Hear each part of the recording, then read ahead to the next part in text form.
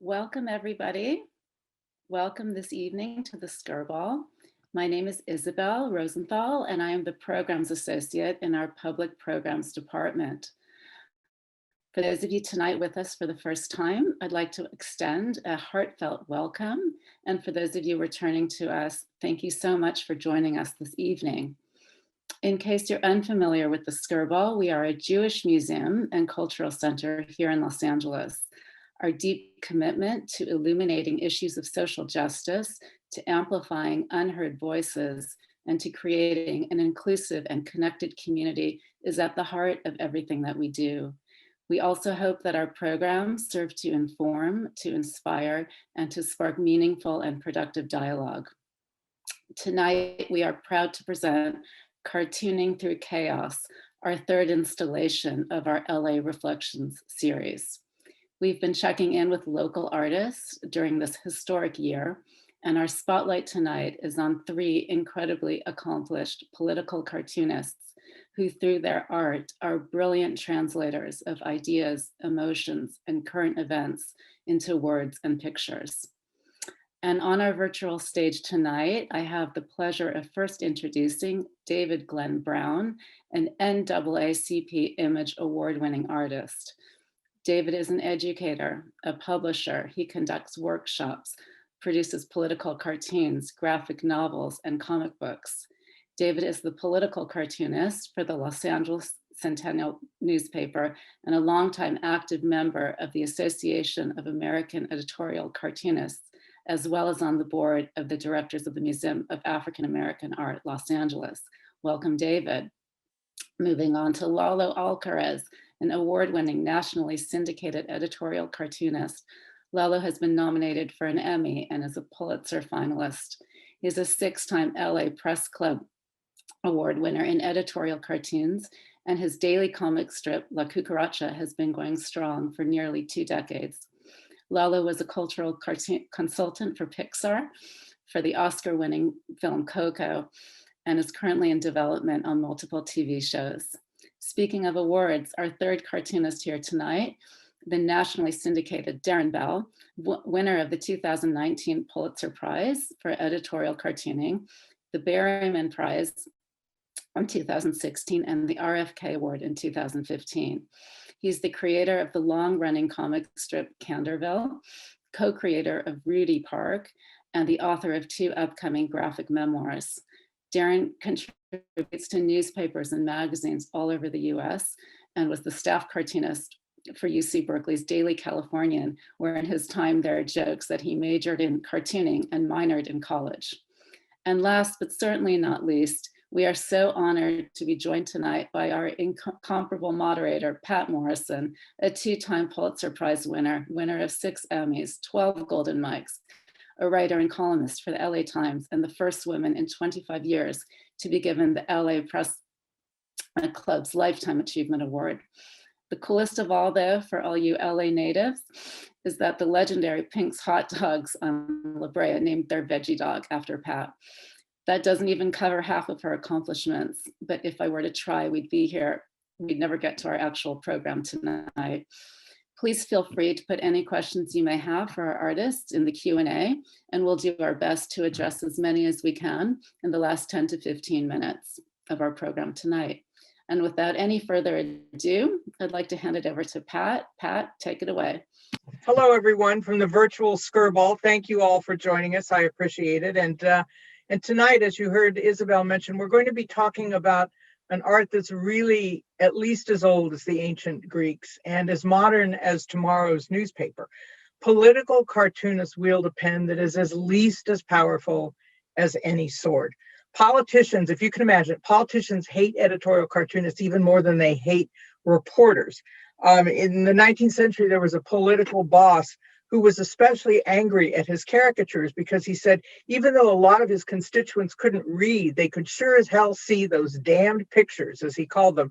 And when they were trying to arrest him for political corruption and he fled the country, his cartoon self was so familiar that he got recognized and arrested in Spain. So that's the kind of power we're talking about tonight. And great social cartoons can be found from the Pulitzer Prizes to Mad Magazine. And tonight we talk with 3 of them about how we do it. And as Isabel said, if you have questions for our artists, we could get to them in the last part of the program. So put them in the Q&A box and we'll be able to get around to some of them. So gentlemen all, thank you for joining me and for joining our audience who I'm sure have seen and look forward to political cartoons, to your work, and so are looking forward to you talking about it. So I guess my first question for each of you, and I'll go in order, is what it is you want your work to do. And I'll start with David. The main thing I want to do with my artwork is to educate people, inspire them, and motivate them, and become more engaged in the political process, and become more aware of what's going on politically and how that impacts their lives. And Darren, what is it for you, what you want your work to accomplish? I want people to, when they think about current events and whatever their politicians are telling them and what's being done to them, I want them to keep in their mind, first and foremost, human dignity. Whether if politicians are trying to prevent people from voting, if they're encouraging people to storm the Capitol, I want people to look at these stories and think, why are they doing this to us? Why are they doing this to these people?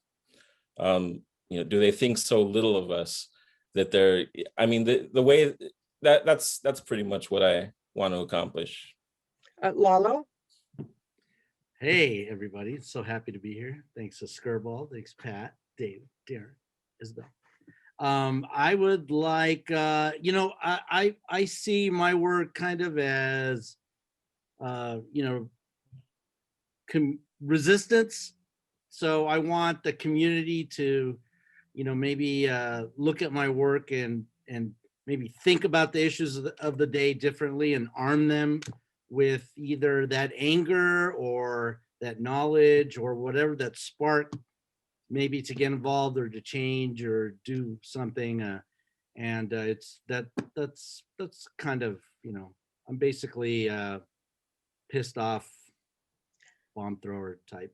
Is that what you want the people who look at your cartoons to do too? Be pissed off bomb throwers? Yeah, sure. I think we'd have a better country.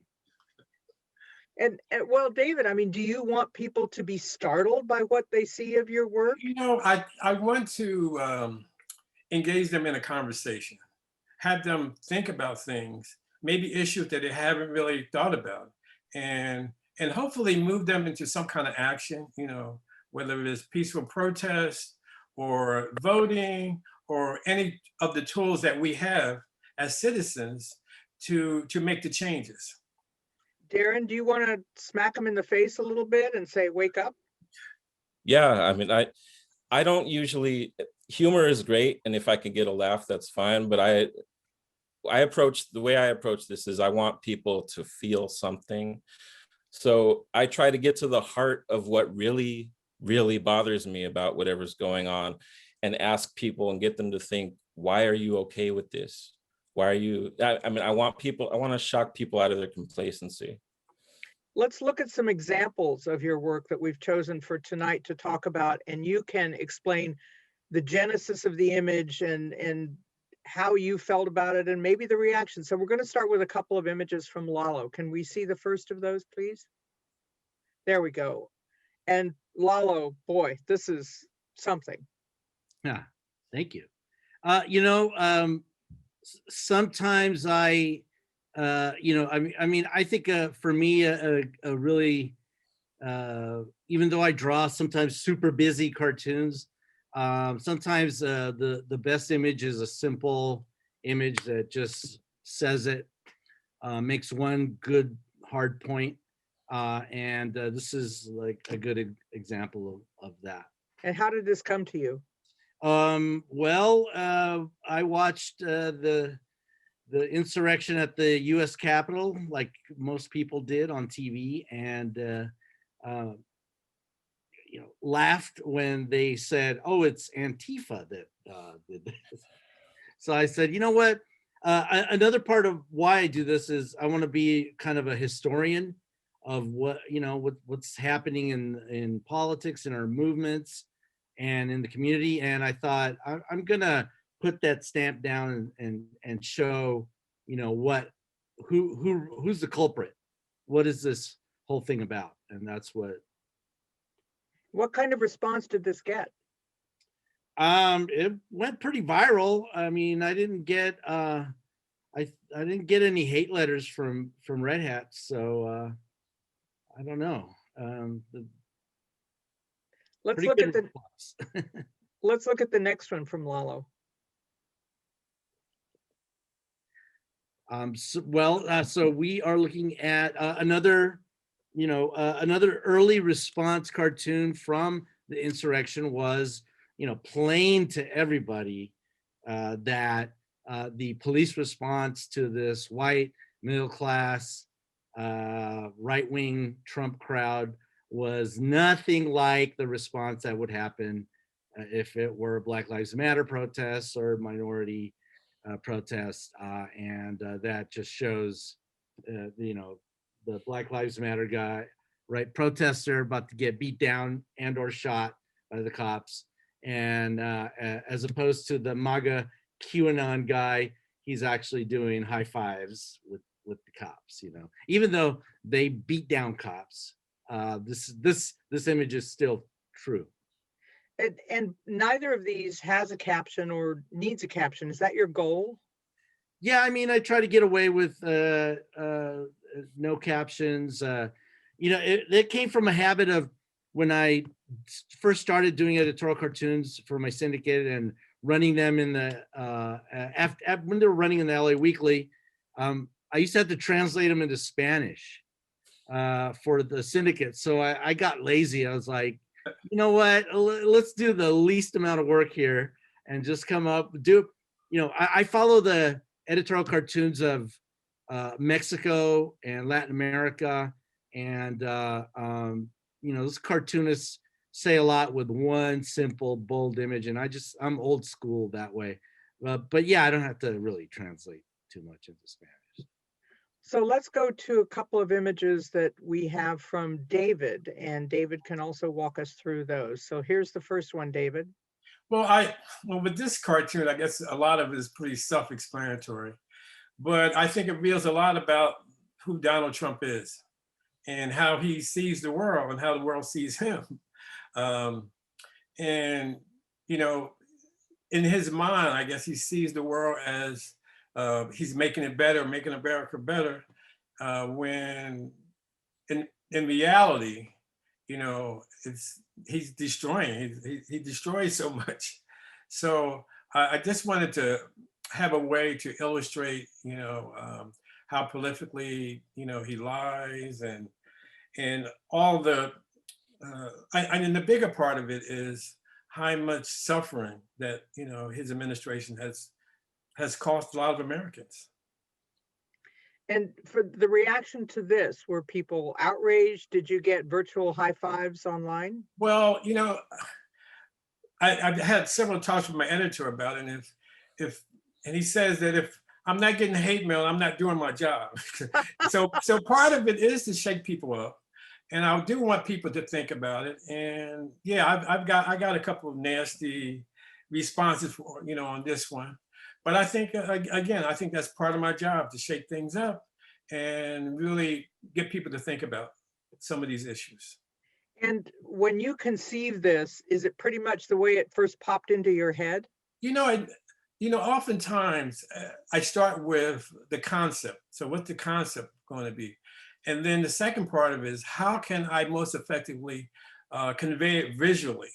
And like Lalo, I try to use the minimum amount of text, and dialogue in it, but just enough to be effective, because you should be able to effectively get the message without any text or anything. I mean, that's really, and it should be a more of a visceral reaction from the imagery.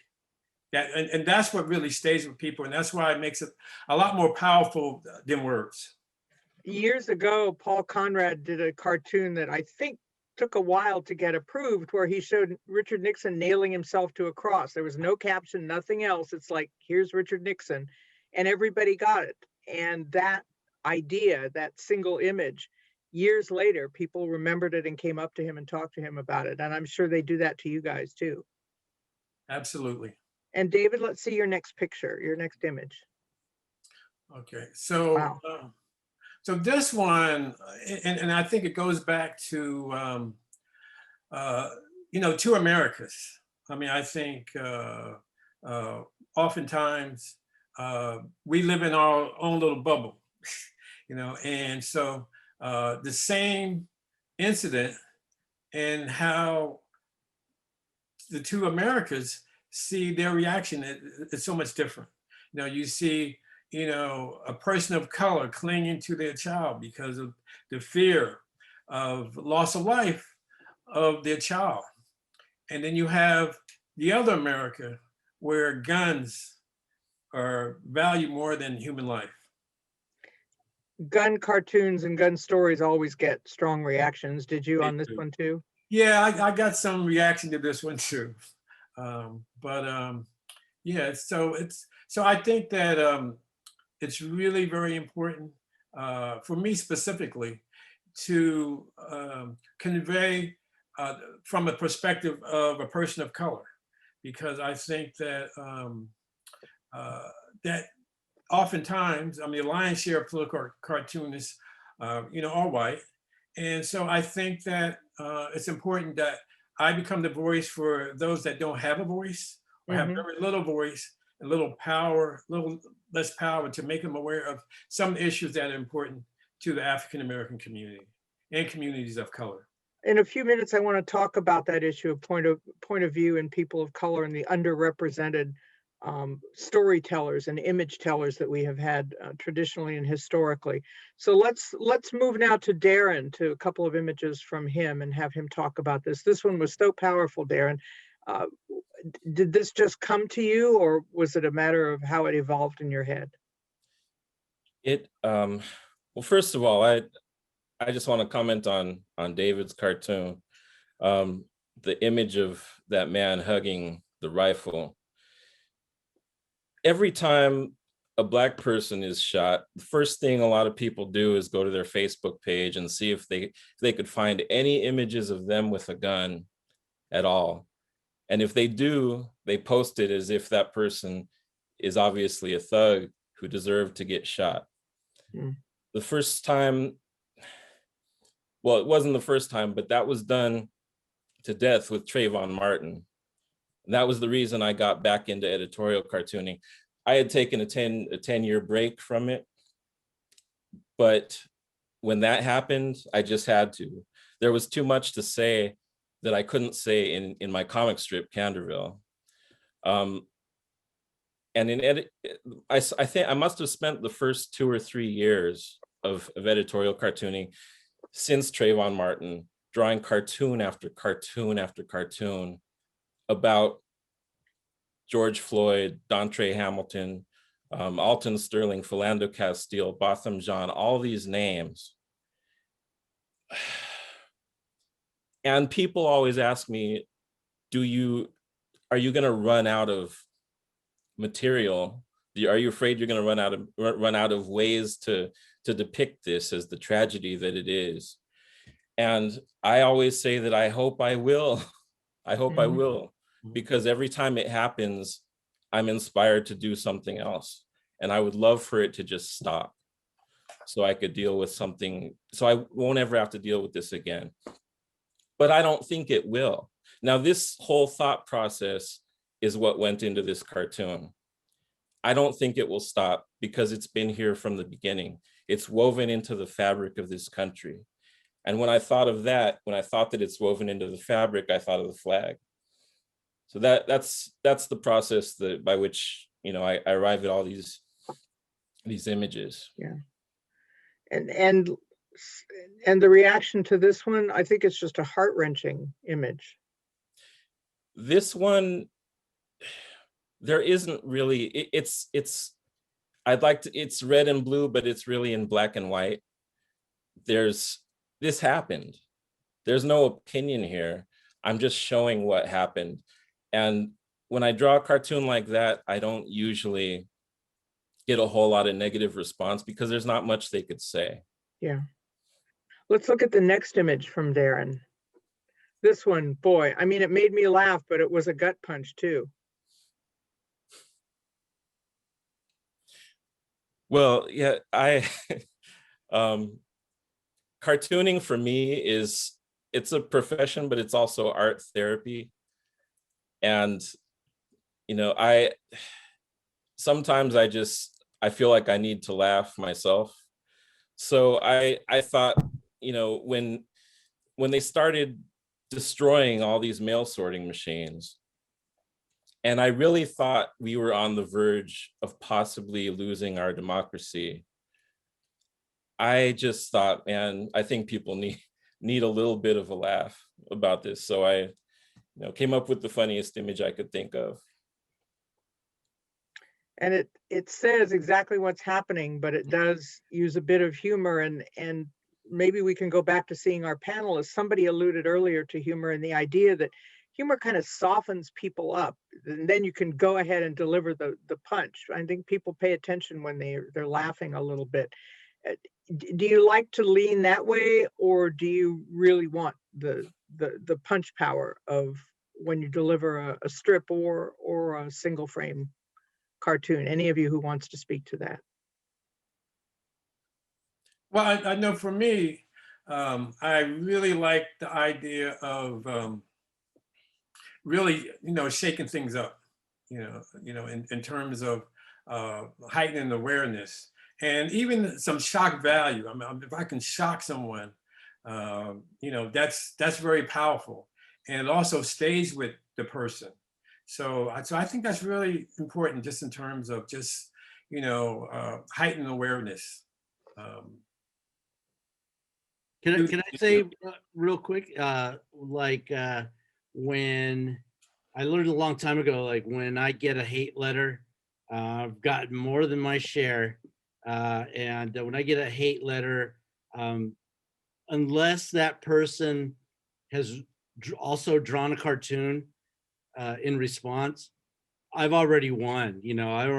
My cartoon is deep in their brain forever, and it's never going to come out. And so it's like an ice pick, in their head. So they can write me a letter, tell me I should go back to Mexico or whatever. But I already won the battle and the war. Go ahead. Okay. Also for me, it's a way, it's therapeutic for me too. I mean, you sit and you watch the news and you get frustrated with what's going on and with all the suffering, what have you. So it does become like a therapeutic outlet for me to be able to express myself, which is something that most Americans don't have the opportunity to do, but at least I have a creative outlet, to vent my frustrations. Darren, you were going to say? Oh, I mean, I'll just reiterate that it is therapy. And I always think it's not just therapy for me. I feel like it's therapeutic for the reader, because I remember when I was a little kid and, I was confused about the news. I didn't really understand. A lot of the news was scary, but I grew up reading Paul Conrad's cartoons, and I would pour over every line and every stroke of charcoal in it. And by the time I was done dissecting the cartoon and taking it in, even if I didn't understand the story, I still felt a little bit better about it, because I knew that somebody cared enough about it and cared enough about me understanding it that they took all that time to do something so intricate. So you could tell how upset I am about a story by how intricate the artwork is, because I've spent hours and hours on it. We do want to hear from you. We'll put some questions that you have to our cartoonists shortly. You can put your question in the Q&A box and we'll get to them in about 15 minutes or so.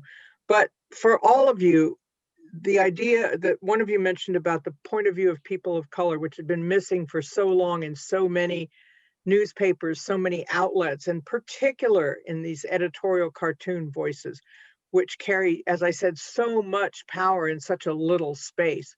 How difficult has it been to express that point of view to the syndicates or to the other people, other agencies who carry you? What kind of pushback do you get that you don't think necessarily, the white males are getting?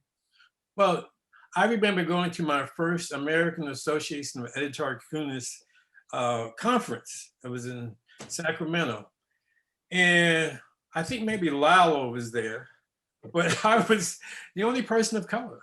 And what's really interesting, there was another cartoonist out of Chicago called Tim Jackson. And he was also part of the association. And I remember walking into the ballroom and someone called, "Hey, Tim, hey, Tim." So they thought I was Tim Jackson. And I said, "No, I'm the other Black cartoonist." That's funny because somebody's called me David. And so, but is it do you sense a feeling of responsibility that it's such a rare thing? Definitely, I feel that way. I mean, I work for an African American newspaper, and that's my audience. And so it's really important that I reach them. And again, going back to educating and inspiring them and making a difference in that community. Darren? Yeah, of course, I feel a responsibility. I mean, cartooning to me is I mean, you're putting your heart on display. You're putting your whole identity into the work that you do. And when there are so few people who are like you in the newspapers, you feel an extra responsibility to get it right and to talk about things that the other people are overlooking. Things that to other people they might think about it and approach it academically, but we approach it experientially. And I think it makes a huge difference in what we choose to cover and how we choose to cover it. A question of authenticity as well as that visceral impact? Yeah. Absolutely.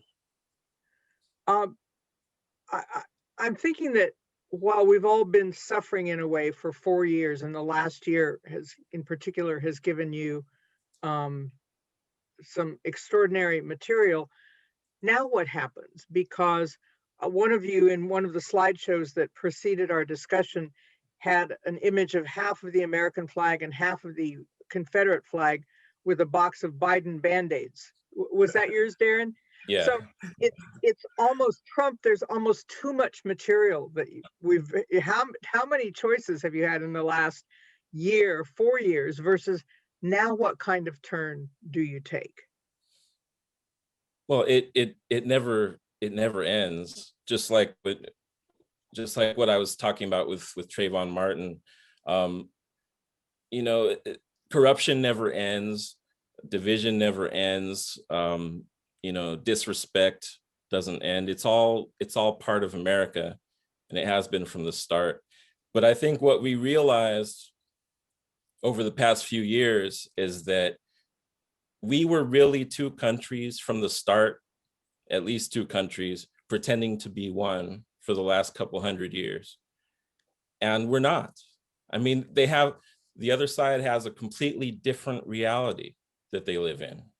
And they have a whole media ecosystem that reinforces it for them. And that's not going anywhere. And, I don't know if it's going to get better or worse anytime soon. So that's what that cartoon was about. I was basically saying it's impossible to unite with people who do not share the same fundamental values, like who don't value democracy. People who do want to be free can't unite with people who want to oppress them. It's impossible. David, you were going to say something? Yeah, if I can elaborate a little more on what Darren was talking about, is that I think the last 4 years, it really revealed a lot about America. And if there's a silver lining, the veil has been lifted, in terms of inequities. I mean, now the whole world is talking about inequities. I've been drawing cartoons about inequities for decades. So, it's almost as if this is something new. But, in racial injustice, that is not new. And for a lot of America, it's like now they're talking about, you see more diversity. We want diversity here, diversity there. That has always been an issue in America.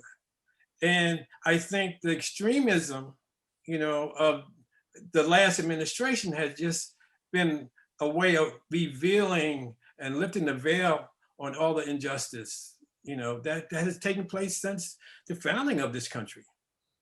Lalo, is it going to be harder for these next 4 years than the last 4 years? No, not at all. I actually was like, had a Twitter beef with a Latino comedian who went to the QAnon side.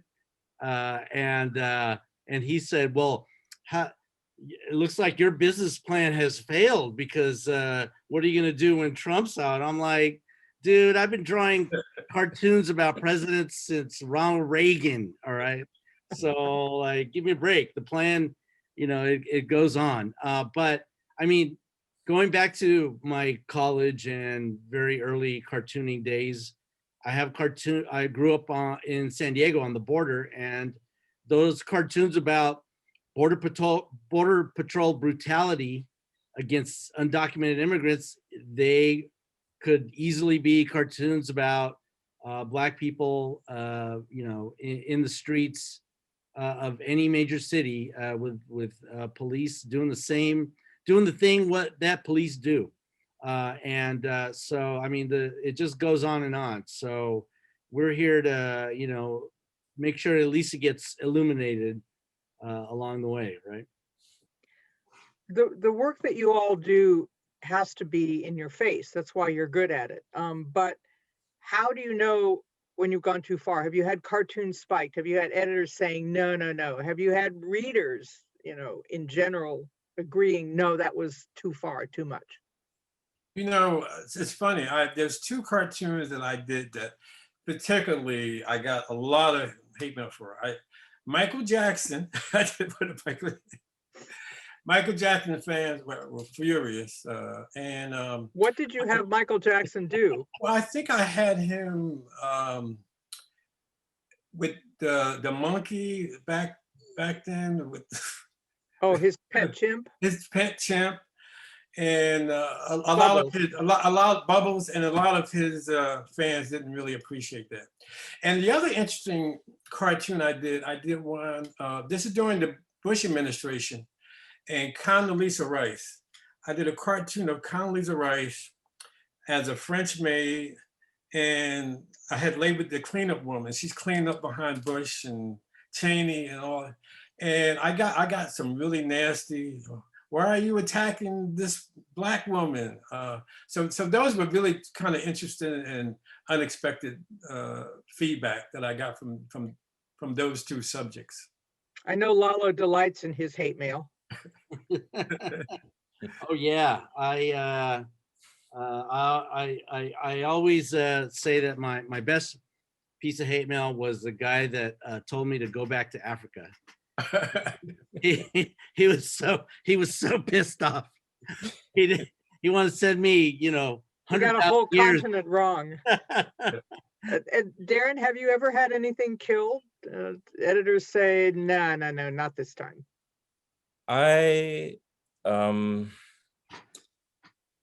Yeah, the Washington Post chose, well, my editors at the Syndicate didn't kill it. They sent it out, and every paper ran it except for the Washington Post. It was 2008, right after Obama spoke at Dallas, and it turned out that there was no security, and he was speaking in Dallas of all places. So I drew a week of cartoons in Candorville, where my main character, who was a journalist, was interviewing Secret Service, asking why they didn't provide any coverage in Dallas of all places. And in the cartoon, in the sequence, the Secret Service was like, what, why Dallas? Something happened in Dallas? So the Post didn't run it. So a couple weeks later, they did run the commentary that I did in Candorville about them not running it. So I did a sequence where my character went back in time to try to warn the Secret Service back then about Abraham Lincoln. But the editor at the newspaper didn't want to run it. So Well, them's the breaks, right? But probably the one that they didn't run got more attention than the ones that did, right? yeah. Well, for those of you who do comic strips versus single panels, what's the difference between doing the strip and between doing the single panels?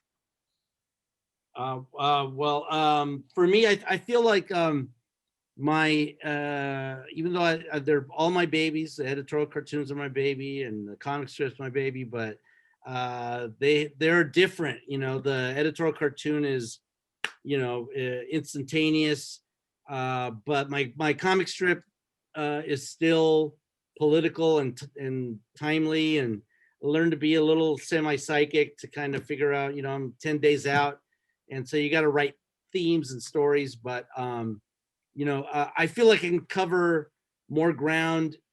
Any ground that I missed in the editorial cartoon, I cover more intensely kind of in the comic strip.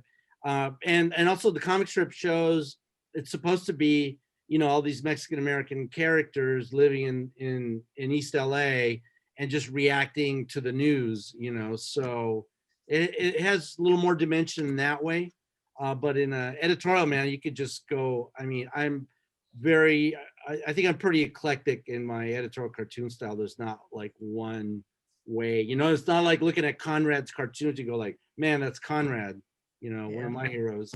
I think you gotta kind of, I go all over the map, you know. And Darren, you do a strip too, right? I do.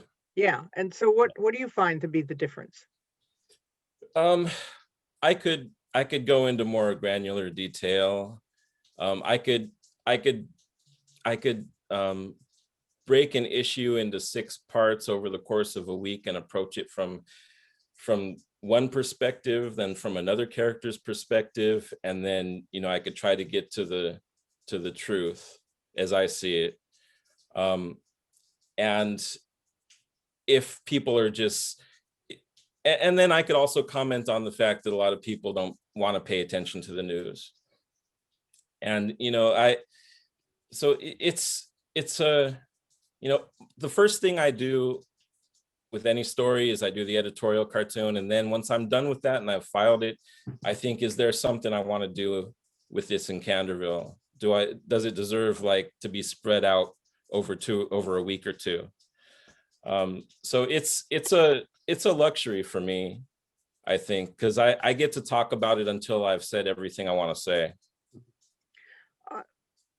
For all of you who had admired cartoonists like Paul Conrad was doing cartoons back when there was just the newspaper. So what has the impact of social media been on cartooning of the kind you do and on your work, your careers? Well, a couple years ago, or a couple months ago, I posted a cartoon on Twitter, and then, you know, it went viral, and then a bunch of people were commenting, calling it a meme. And, you know, I didn't want to be the old guy chiming in saying, no, this is a cartoon, it's not a meme. But then one person wrote, this guy is so lazy, he didn't look for a great image, so he had to draw one. Oh my gosh. Oh, David, can you top that one? I don't think I can top that one. But what's also interesting too is that I think that cartoons, they go viral really, can happen really quickly. Also, I've seen my cartoons plop up in a variety of different places and websites, and so it's really interesting how it's you know, and I guess the other aspect of it is the monetary part of it too. I mean, People literally just take your work and it shows up everywhere. On a t-shirt. Whereas before they had to pay for the Had paper. to pay for it. Yeah. So Yeah, I love posting my stuff online, and I also, will track down people trying to make shirts, and it's part of the thing. But you should always stand up for your artwork. But it really, the balance is so many more people get to see it.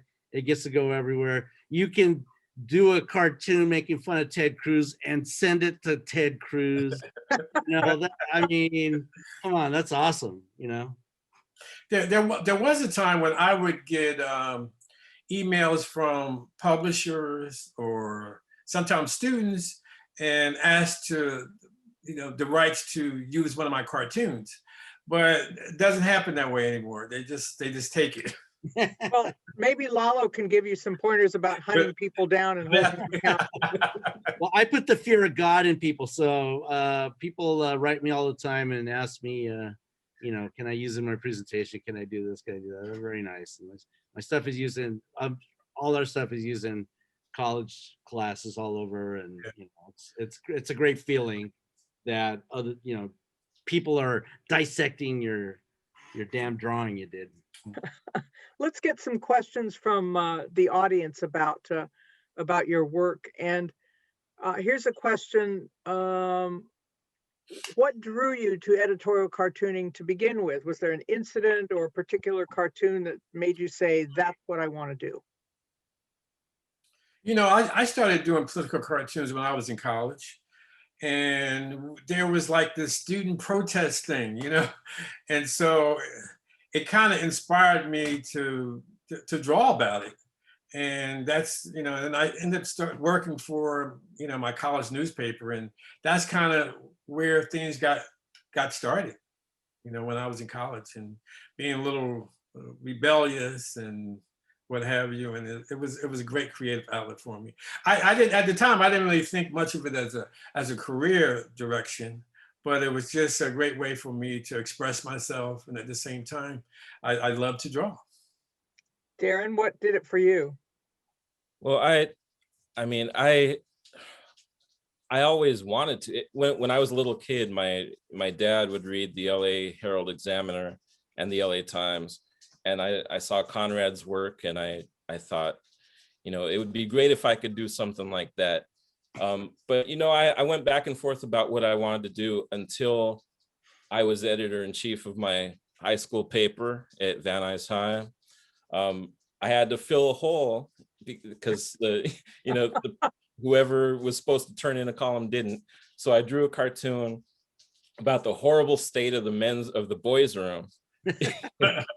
And I drew a bunch of graffiti, and I put, all the I actually went there and I copied the graffiti. So then the day it ran, I was late to my journalism class, and my professor was pale and like shaking. And I said, what's going on? He said, the gang came to look for you. Because they came to look for me. I forget which gang it was, CYS or something. So I spent the next semester looking over my shoulder and avoiding them. Finally, they cornered me and they said, "You're Darren Bell? Are you the guy who drew this cartoon?" And they said, "I just want to thank you." Because I put their graffiti in the cartoon. They were proud to see themselves there. They were proud to see themselves represented. And I thought, man, they were hunting me down all semester just to thank me. These things are powerful. I mean, no column I ever wrote for the paper, got me that kind of story to tell, So I thought that this is what I'm supposed to do. That's a great story. Thank you for publishing us, Holmes. Yeah. Lalo, what was your epiphany? I don't know. I always say, I was drawing in the womb, which was very painful for my mom, but I've always drawn, runs in my family. And I just, I love growing up back and forth across the border. I I saw lots of comics in Mexico, and because comics are big in Latin America, and pulp comics, and all kinds of it's a big tradition. Editorial cartooning is strong in Mexico right now, always has been, and that just inspired me. And I was always pissed off, I always saw injustice, and the way my parents were treated as immigrants, and the way I was treated, and as a little cholo, and it just made me want to strike back, and that's it. Here's another question. Are you concerned that younger cartoonists may not go into editorial cartooning as newspapers decline and are seen by fewer young people? They might not see editorial cartoons online either, even the sort that inspired all of you. So what are you doing to encourage new voices to do this? Well, I'm a former teacher, and I used to teach a unit in political cartooning and teaching the different tools that you can use to create an editorial cartoon, like exaggeration, analogy, and all those things. And also teaching drawing classes too. So I think all that is inspiring the next generation. And I think particularly, artists of color. And so I think I speak and do different activities to be out in the community so I can engage young people and so they can envision those opportunities. Darren or Lalo? Darren's left the building, so okay. um, We'll go drag him back while you're talking, Lalo. Snooze, you lose, Darren. I think cartooning is going to go on. It's going to be, on Instagram or on whatever form, whatever app, whatever screen's available, one way or another. There's lots of creativity. Kids have more tools than ever to draw with, and more outlets they can publish their own stuff to. And it's just it's going to catch on one way or another.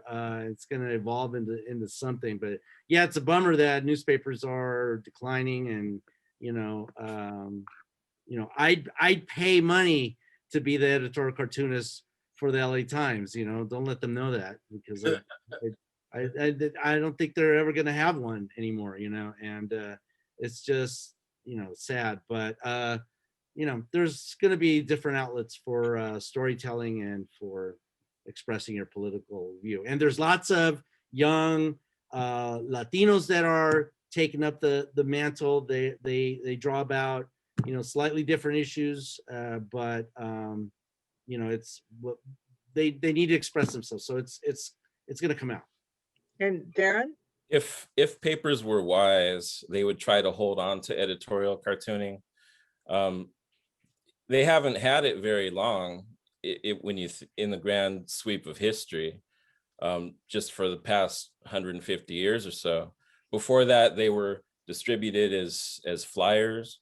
Damier did that when he was drawing cartoons about Napoleon. Cartoons were on the walls of the pyramids. They were in cave walls that tens of thousands of years, hundreds of thousands of years ago. There's just something about us. We're programmed to express what we think through artwork. Give a tiny kid a crayon and they'll just start scribbling. It's what we do. Cartoons were here, editorial cartoons were here long before newspapers, and they'll be here long after newspapers. And one question too, whether any of you can speak about women that we should be on the lookout for, women of color in cartooning. Well, I think that there is lots of room for more expressions and more perspectives. And I think that's definitely underserved in terms of opinions from women of color.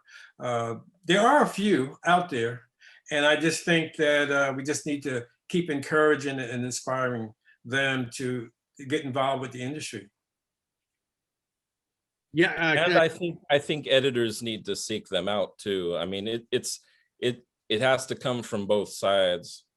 I mean, we have to encourage different people who don't see themselves in the newspapers to try, but we also have to get editors to realize that it's very important for their own survival to include as many diverse voices as possible.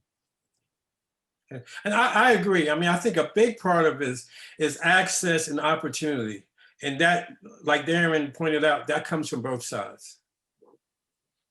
And what I Go- met lots go ahead. of young people cartooning, young, Latinas, and I'm excited, like when wherever they can appear. I mean, it's exciting. Like my friend Jules Rivera, who just she's not an editorial cartoonist per se, but she is a cartoonist, the new cartoonist for the Mark Trail, legacy comic strip. Oh my God, Mark Trail. Yeah, I mean, she's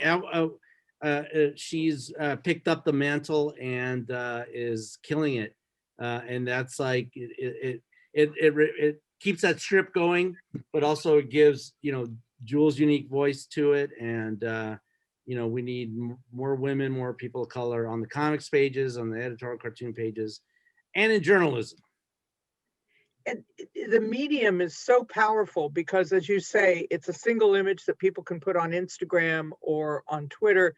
It's not something you have to sit and read to understand, but you need some understanding of the news to get the editorial cartoon. It's kind of a chicken and egg situation. So are those difficult decisions? You have to assume that your audience knows X% about what's going on to get the cartoon.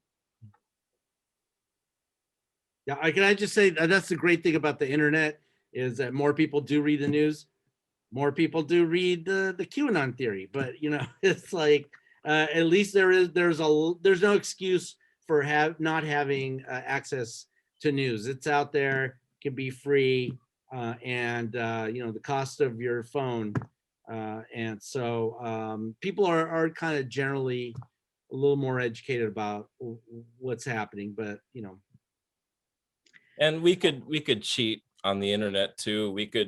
When we post our work, we could post a link to a news item, explaining what it is. We could post a little brief sentence explaining what's going on. Yeah. We don't get that opportunity in a print newspaper. That's very sly. I hadn't even thought about that.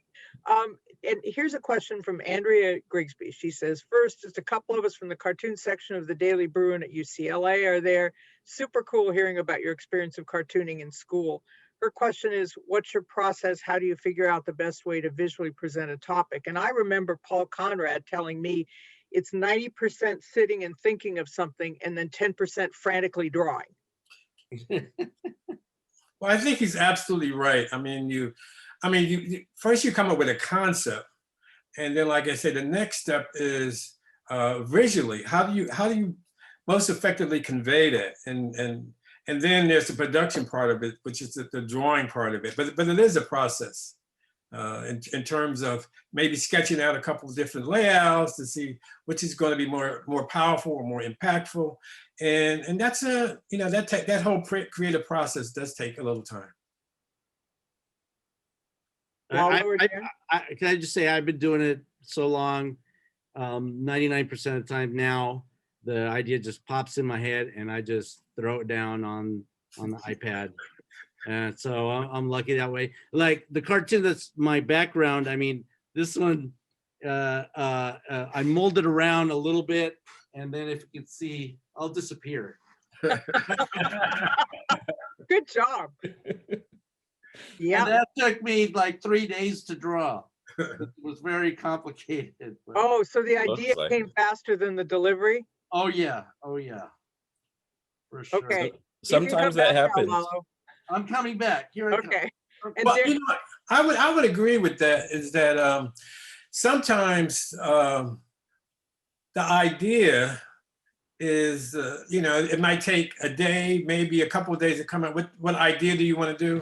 And then the execution of it is usually the easier or more fun part. But it's like, what's the best idea for what's happening right now?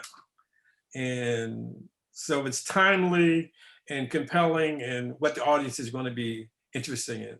I do remember a couple times seeing Paul Conrad sitting there smoking a pipe for 7.5 hours, and then finally it's like, got it. That Darren? little light bulb comes on. Yeah, that's called the deadline. Deadline, yeah, there you go. Darren, talk about that process for you. It's often that's often how it is. I have before I had kids, I used to, sometimes go hiking, clear my head for hours, and then I'd come home and bang out the cartoon that I thought of at the top of the mountain, in about an hour. But sometimes it's the opposite, like what Lalo was saying. This cartoon behind me, I thought of the second I heard he had COVID. Donald Trump had COVID. That's how fast it came to me. But it took me over a day to draw all those tiny gravestones, because I didn't know it was going to be that long. But once I started drawing it, I thought, I don't want to just rush this. I want to pay tribute to all the people who died. And I want to try to draw as many individual gravestones as possible. And, sometimes that's what happens. Let's take a quick minute to go around and hear from you about what projects you're working on now. Lalo? How long you got? Tick, tick. Well, right now I'm currently working at Nickelodeon on the Casa Grandes animated show about an extended Mexican-American family, a very large one. And I started a production company to create movies and TV shows, develop that. I'm working on a show in development myself at Nickelodeon, my own show. I am also I'm working on a movie project that I can't talk about, but I'm writing that for a major studio, and I am developing a couple other shows, and I'm working on a video game that with a company in London, and a bunch of other stuff too. Well, I'm glad you had time to do this. Darren, you've got a graphic novel in the works? I have 2 graphic novels in the works. I'm halfway through with the first one. It's a lot more work. It's a lot more work than I realized it would be, because I wrote the outline. The story is about the talk my mom gave me when I was a little kid, and I asked her if I could have a toy gun like my friends who were white, and the answer was no, and she explained why.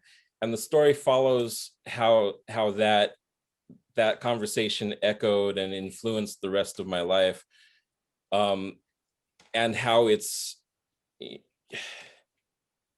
and anyway, I wrote the outline in like 5 minutes, but once I started drawing it, and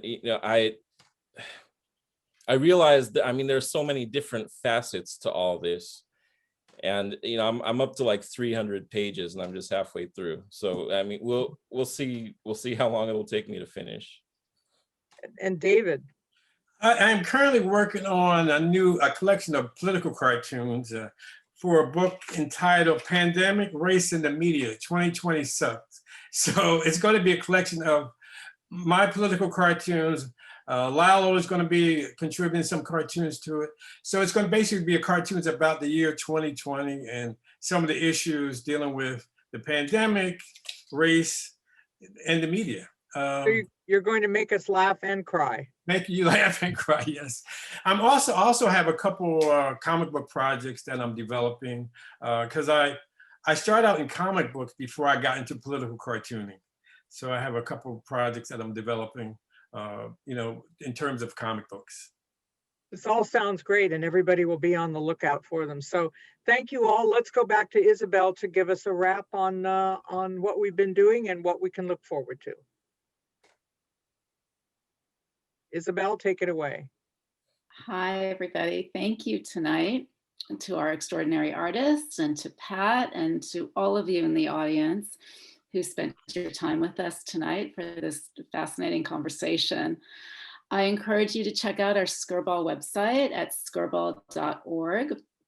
Please take a look at our current and upcoming exhibitions, our programs, including films, literary conversations, concerts, classes. We've got a lot going on. And just wanted to thank you for being with us tonight, and have a good night. Thank you all.